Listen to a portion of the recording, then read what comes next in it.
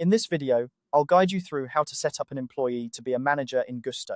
Whether you're expanding your team or just need to delegate some managerial tasks, this process is straightforward and efficient.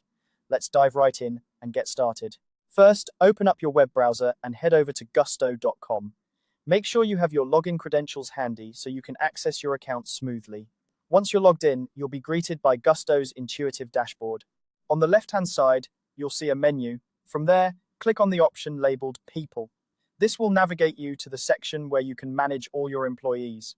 Now, focus your attention on the top right corner of the screen. Here, you'll find a button labeled Add Person with a drop-down arrow next to it. Go ahead and click this. You'll see several options appear, and from these, select Add Collaborator.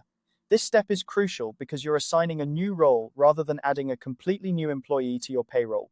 After selecting Add Collaborator, you'll need to fill in some necessary details.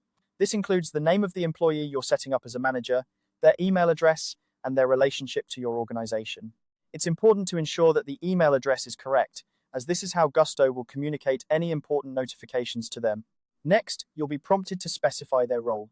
In the drop-down menu under Select Role Type, choose Other Collaborator. This might sound a bit generic, but don't worry, we're just a few clicks away from setting the correct managerial permissions. Now, it's time to define their access level. This is where you set the parameters of their managerial role.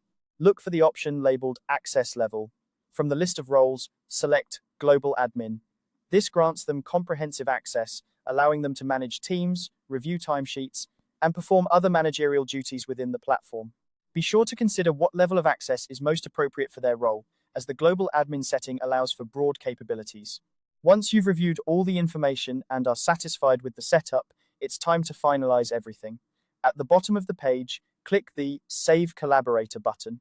This action will save all the changes and officially set up your employee as a manager within Gusto.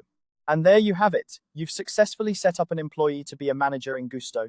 By following these steps, you've empowered your team member to take on more responsibilities, helping your organization run more efficiently.